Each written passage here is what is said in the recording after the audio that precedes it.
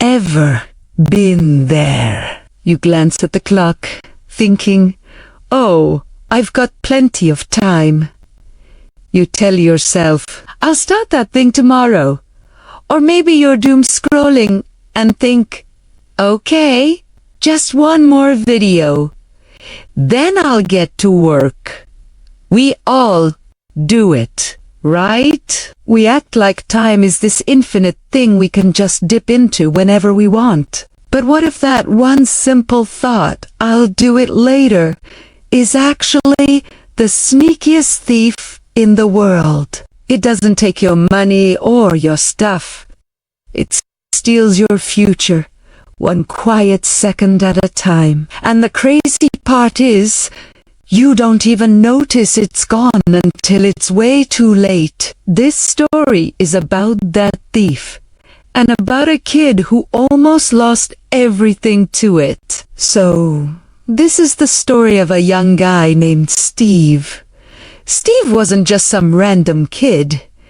He was sharp, like really smart. He lived in this quiet, peaceful village, the kind you see in movies, with green fields everywhere. He had these huge dreams of becoming a big shot scholar, making his family super proud, and just living a life where he was successful and free.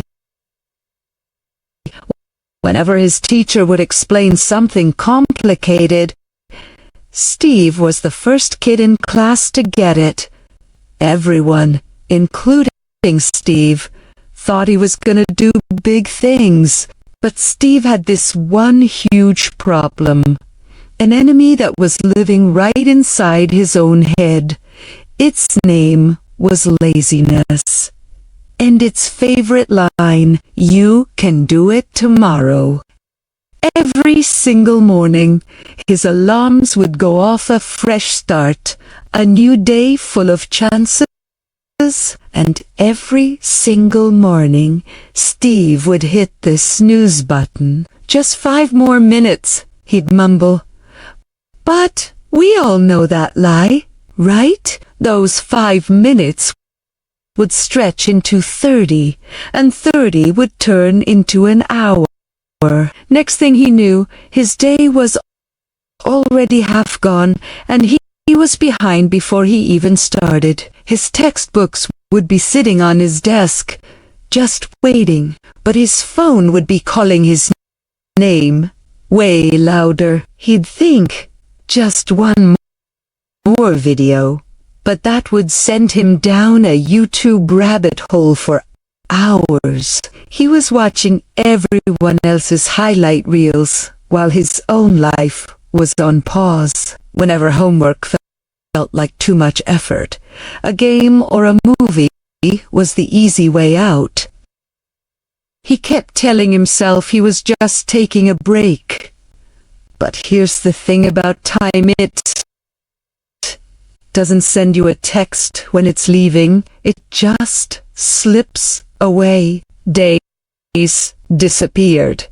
Weeks just flew by. The seasons changed outside his window, but inside, Steve was stuck in the same place, trapped in that cozy little prison called later.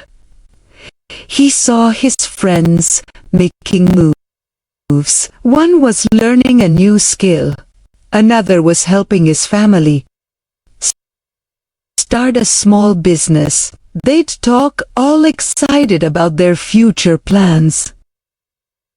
Steve would just smile and nod, but on the inside, this tight knot of guilt was forming. He hadn't yet figured out the art of discipline. They don't exactly teach you that in school. His parents started to notice. Their bright, ambitious son was getting quiet, his spark kind of fading. One night, his dad looked at him with these really worried eyes. "Son," he said, his voice super gentle, "time is like a river.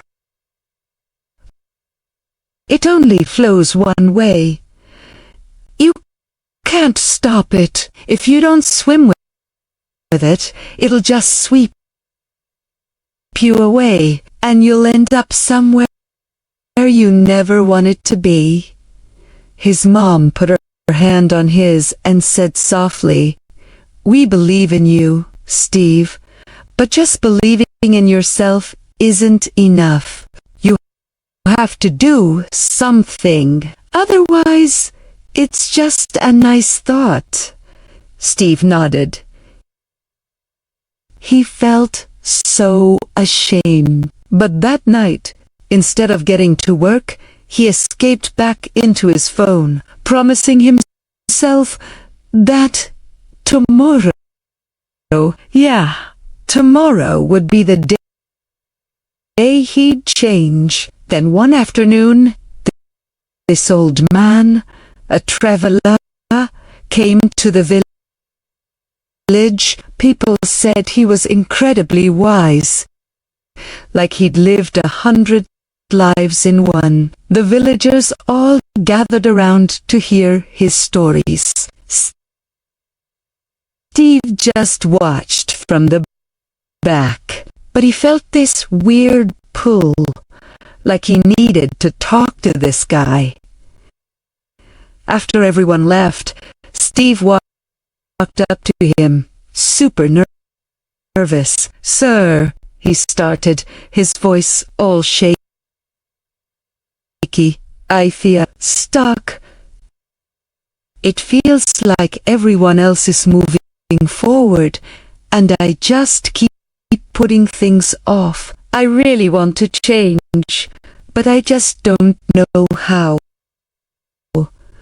The old man gave him this calm, knowing smile. "My child," he said, "your problem isn't that you're not smart.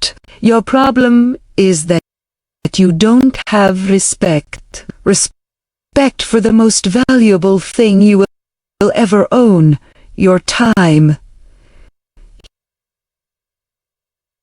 He then patted the spot next to him. "Sit. Let me tell you a story. A long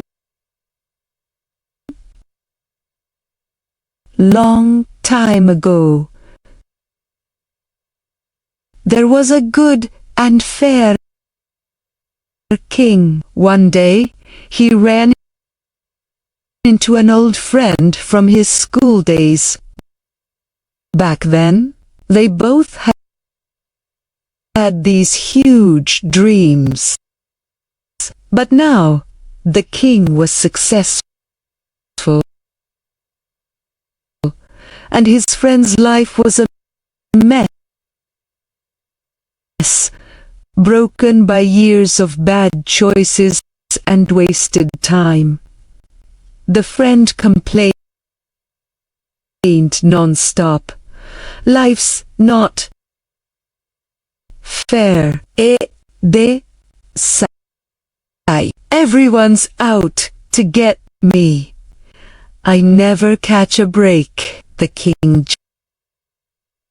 just listened. Then he said, "Today, I'm giving you one shot to change your life forever." He pointed to the royal treasury. "You have until sunset.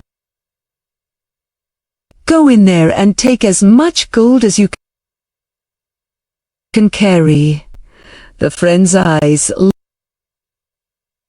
lit up. He ran home to tell his wife. She told him to hurry, but he just shrugged. "Relax, let me grab a bite to eat first. There's plenty of time." After a long lunch, "I'll just lie down for a few minutes," he thought, but those few minutes turned into a deep sleep. When he finally woke up, sky was orange.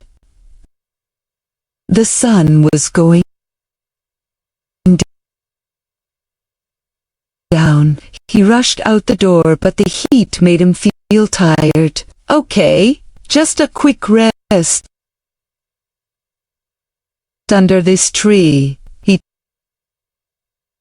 told himself. When he opened his eyes again,